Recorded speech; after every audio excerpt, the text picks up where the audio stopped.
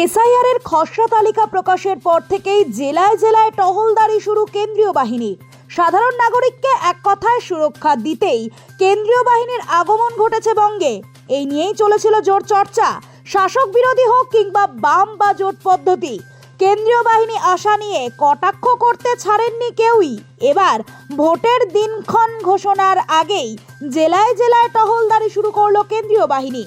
জায়গায় জায়গায় ইতিমধ্যে রুট মার্চ শুরু করেছে কেন্দ্রীয় বাহিনী। কার্যত স্থানীয় পুলিশকে সঙ্গে নিয়ে সোমবার কেন্দ্রীয় বাহিনীর সদস্যরা ওন্দা বিধানসভা এলাকা লাগোয়া ওন্দার ছোট কুরপাক ঘোলকুন্ডার ডুমুরিয়া জঙ্গলে ঘেরা মাধবপুর গ্রাম এলাকায় রুট মার্চ শুরু করেন। একই সঙ্গে ভোট কেন্দ্রগুলো ঘুরে দেখার পাশাপাশি গ্রামবাসীদের সাথেও কথা বলেন তারা। খুব ভালো, আমরা খুব গর্বিত এসেছে আমাদের গ্রামে। আমরা খুব আনন্দিত হলাম। শান্তি শৃঙ্খলা যেমন ভালো ভোট হয় এটাই আমরা চাই। ভোটের দিনই কি থাকলেও ভালো হয়? হ্যাঁ, ভোটের দিন থাকলে তো আরো ভালো, কোনো সুশৃঙ্খলা ভাবে হোক ভোট, এটাই চাই জনগণের। অনেক ভালো লাগছে, আমরা তো নির্ভয়ে থাকবো, বুঝতে পারছেন। হ্যাঁ, ভোট দিতে তো আমাদের দুয়ার ঘরে এমনি দিতে সুবিধা হবে। না না, এখানে কোনো অশান্তি কোনোদিনই হয়নি। হ্যাঁ, অনেক লাগছে।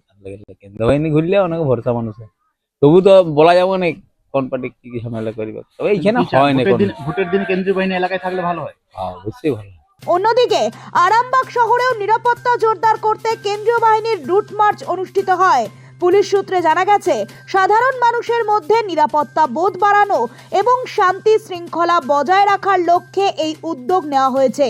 শহরের প্রধান সড়ক, বাজার এলাকা ও স্পর্শকাতর অঞ্চলগুলিও ঘুরে দেখেন কেন্দ্রীয় বাহিনীর জওয়ানরা। তাদের সঙ্গে ছিলেন আরামবাগের এসডিপিও সুপ্রভাত চক্রবর্তী এবং আইসি রাকেশ সিং। আমাদের সেন্ট্রাল ফোর্সের সাথে আমাদের রুট মার্চ হচ্ছে। যে সব জায়গায় স্পর্শকাতর সেগুলো আমরা কভার করার চেষ্টা করছি। দু কোম্পানি সিএপিএফ এসছে আমাদের আরামবাগ সাব ডিভিশনে, এবং এর দ্বারা আমরা 4টে যে থানা আছে পুরোটাই আমরা কভার করব। এখন যে আসবে ভালো কাজ হলে তো এমনি সবারই ভালো।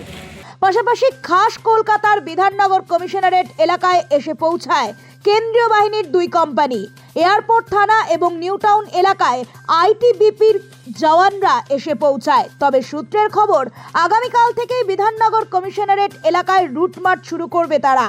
উল্লেখ্য, আসন্ন বিধানসভা নির্বাচন উপলক্ষে ইতিমধ্যেই 240 কোম্পানি কেন্দ্রীয় বাহিনী বঙ্গে এসে পৌঁছেছে।